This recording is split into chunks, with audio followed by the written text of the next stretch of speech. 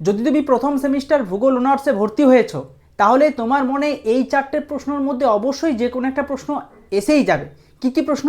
Number one, কতগুলি বই কিনতে হবে? প্রত্যেক দিন কলেজে কি যেতে হবে? কত ঘন্টা পড়তে হবে? 90% নাম্বার কি পাওয়া যায়? আজকের এই ভিডিওতে এই চারটি প্রশ্নের সঠিক উত্তর দেব। তো তোমরা এই যদি প্রশ্নগুলো তোমাদের মনে থেকে থাকে অবশ্যই কমেন্ট বক্সে জানাও। প্রথম প্রশ্ন, কতগুলি বই কিনতে হবে? দেখো, অনার্সের ক্ষেত্রে বই কেনাটা কিন্তু অবশ্যই প্রয়োজন, অর্থাৎ তোমাকে বই কিনতেই হবে। যদি বলি যে প্রথম সেমিস্টারে যে পেপারটা রয়েছে তুমি যে একটা বই কিনে নাও এবং বাকি যদি বই প্রয়োজন হয় তুমি লাইব্রেরি থেকে তোলো, তাহলে তোমার অসুবিধা হবে না, কারণ এই একটা বই কিন্তু তোমাকে কিনতেই হবে, বাকি বই তুমি লাইব্রেরি থেকে অল্টারনেট করে চালাতে পারো। ঠিক আছে। দ্বিতীয় প্রশ্ন, প্রত্যেক দিন কি কলেজ যেতে হবে? দেখো, ভূগোল অনার্সের ক্ষেত্রে প্র্যাকটিক্যালটা ভীষণ ইম্পর্টেন্ট, তার সঙ্গে সঙ্গে থিওরিটাও বোঝার প্রয়োজন হয়। তোমার কলেজ যাওয়াটা ম্যান্ডেটরি কিনা এটা ডিপেন্ড করছে তোমার উপর, কারণ অনেক কলেজের নিয়ম থাকে 75% অ্যাটেন্ডেন্স থাকতেই হবে, নাহলে অনার্স কেটে যাবে।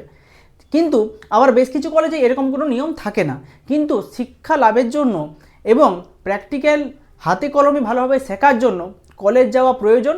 এবং আমি মনে করি যে কলেজ যাওয়া তোমাদের দরকার। 5জন বন্ধুর সঙ্গে কথাবার্তা বলা, টিচারদের সঙ্গে কথাবার্তা বলা অবশ্যই প্রয়োজন।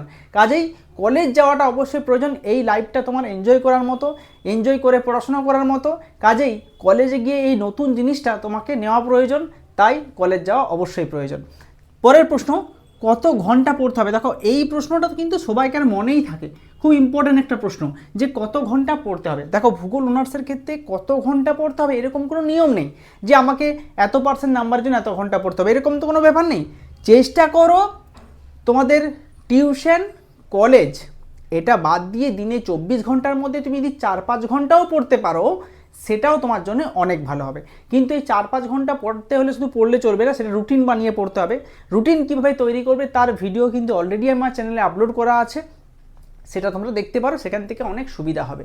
পরবর্তী প্রশ্ন, 90% কি নাম্বার পাওয়া যায়? দেখো, তোমরা অনেকেই ক্লাস 12-এ পড়াশোনা করে এসছো, 90% নাম্বার অনেকেই পেয়েছো, কিন্তু ভূগোল অনার্সে কিন্তু 90% নাম্বারটা সোজা ব্যাপার নয়, কারণ তোমরা জানো ভূগোল অনার্সে 60% হলেই ফার্স্ট ক্লাস। কাজেই এই ফার্স্ট ক্লাস কিন্তু অনেকটা দামি, আর এরপরে কোনো ডিগ্রি সেরকম নেই। কাজেই 90% নাম্বার পাওয়াটা ইম্পসিবল, কিন্তু আবার কোনো কোনো ক্ষেত্রে অনেক জায়গাতে উঠেও যায়, উঠে না বলে ভুল হবে, কিন্তু চান্সটা খুবই কম। তুমি যদি 70% 75% নাম্বার পাও সেটাও যথেষ্ট ভালো নাম্বার, তাই সেই নিয়ে চিন্তার কোনো কারণ নেই। 90% নাম্বার পাওয়াটা খুব ক্রিটিক্যালি হয়। একটা কলেজ থেকে ম্যাক্সিমাম একটা বা 5টা কলেজ মিলিয়ে ম্যাক্সিমাম একটা কি দুটো স্টুডেন্ট খুব জোর 90%-এর উপর নাম্বার ওঠে, সেটাও খুব চান্স কম। কোনো কোনো কলেজে কিন্তু ওঠে, এটা খুবই কম হয়, কারণ রিমোট সেন্সিংয়ের যে এন্ট্রান্স পরীক্ষার মেরিট লিস্ট বেরোয় সেখানে আমি গত বছর দেখেছিলাম 90% নাম্বার বেশ কিছু স্টুডেন্ট পেয়েছে, তাই সেটা কিন্তু ওঠে না এমনটা নয়। ইম্পসিবল বলছি মানে এটা বলছি না যে না, মানে একটা করে যদি 40টা স্টুডেন্ট থাকে 40টার জন্য কি পাবে না, 40 জনের মধ্যে হচ্ছে একজন পেতেও পারে না পেতেও পারে। এই জিনিসটা মাথায় রেখে তোমরা কিন্তু পড়াশোনা করবে। কাজেই এই 4টে প্রশ্নের উত্তর দিলাম। এরপরেও যদি তোমাদের কোনো প্রশ্ন থাকে, হ্যাঁ, নিচের কমেন্ট বক্স খোলা রইল, কমেন্ট বক্সে উত্তর দাও, তাহলে পরবর্তীকালে তোমাদেরকে আমি ভিডিও করে সেগুলো দেখাতে পারবো। ঠিক আছে। তো যাই হোক, এই প্রশ্নগুলোর উত্তর কেমন লাগলো সেটা জানাও, চ্যানেলকে সাবস্ক্রাইব করে রাখো।